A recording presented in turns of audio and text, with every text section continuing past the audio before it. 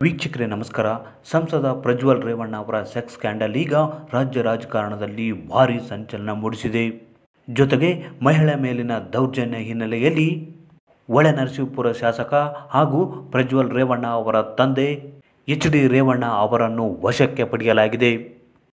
ಮಹಿಳೆಯರ ಮೇಲಿನ ದೌರ್ಜನ್ಯ ಪ್ರಕರಣವು ದಿನದಿಂದ ದಿನಕ್ಕೆ ಹೊಸ ಸ್ವರೂಪ ಪಡೆದುಕೊಳ್ಳುತ್ತಿರುವುದರಿಂದ ಎಲ್ಲಿಗೆ ಮುಟ್ಟುತ್ತೆ ಎಂಬ ಮಾತುಗಳು ಕೂಡ ಕೇಳಿಬರುತ್ತಿವೆ.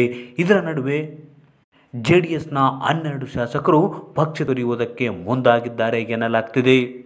ಹಾಗಾದರೆ ಪಕ್ಷ ತೊರೆಯಲು ಮುಂದಾದ ಜೆಡಿಎಸ್ನ ಶಾಸಕರಾದರೂ ಯಾರು?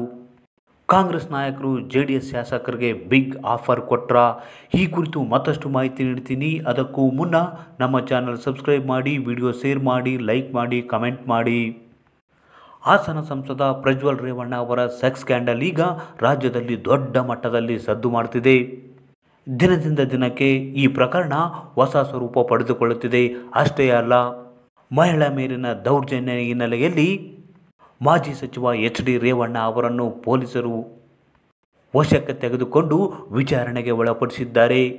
ಹೀಗಾಗಿ 2ನೇ ಹಂತದ ಮತದಾನ ಹತ್ತಿರ ಇರುವ ಹೊತ್ತಿನಲ್ಲಿ ಬಂಧನವಾಗಿರುವುದು ರಾಜ್ಯ ರಾಜಕಾರಣದಲ್ಲಿ ಸಂಚಲನಕ್ಕೆ ಕಾರಣವಾಗಿದೆ. ಇನ್ನೂ ವಿಶೇಷ ಅಂದರೆ ಸಂಸದ ಪ್ರಜ್ವಲ್ ರೇವಣ್ಣ ಅವರ ಮಹಿಳಾ ಮೇಲಿನ ದೌರ್ಜನ್ಯ, ಅದೇ ರೀತಿ ಮಾಜಿ ಸಚಿವರಾಗಿರ್ತಕ್ಕಂಥ ಎಚ್ ಡಿ ರೇವಣ್ಣ ಅವರ ದೌರ್ಜನ್ಯ ಪ್ರಕರಣದಿಂದಾಗಿ ಜೆಡಿಎಸ್ ನಾಯಕರಿಗೆ, ಶಾಸಕರಿಗೆ ಇರುಸು ಮುರುಸು ಉಂಟಾಗಿದೆ. ವಿಶೇಷವಾಗಿ ಪ್ರಜ್ವಲ್ ರೇವಣ್ಣ ಅವರ ಮಹಿಳೆಯರ ಮೇಲಿನ ಲೈಂಗಿಕ ದೌರ್ಜನ್ಯ ಪ್ರಕರಣವು ಜೆಡಿಎಸ್ ಶಾಸಕರಿಗೆ ಮುಜುಗರ ಉಂಟು ಮಾಡಿದೆ. ಈ ಹಿನ್ನೆಲೆಯಲ್ಲಿ ಜೆಡಿಎಸ್ ಪಕ್ಷದ 12ಕ್ಕೂ ಹೆಚ್ಚು ಶಾಸಕರು ಪಕ್ಷಕ್ಕೆ ಮುಂದಾಗಿದ್ದಾರೆ ಎನ್ನಲಾಗ್ತಿದೆ.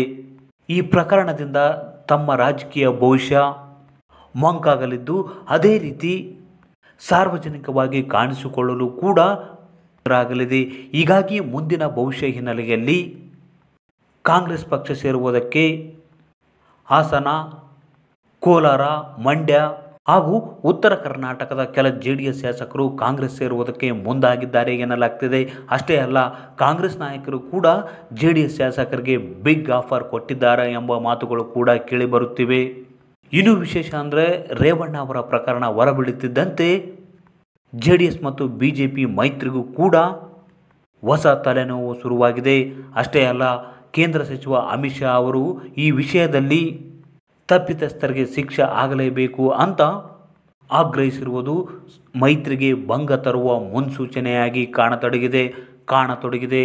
ಒಟ್ಟಿನಲ್ಲಿ ಪ್ರಜ್ವಲ್ ರೇವಣ್ಣ ಅವರ ಲೈಂಗಿಕ ದೌರ್ಜನ್ಯ ಪ್ರಕರಣ ಜೆಡಿಎಸ್ನ ಬುಡ ಅಲ್ಲಾಡಿಸಿಬಿಟ್ಟಿದೆ.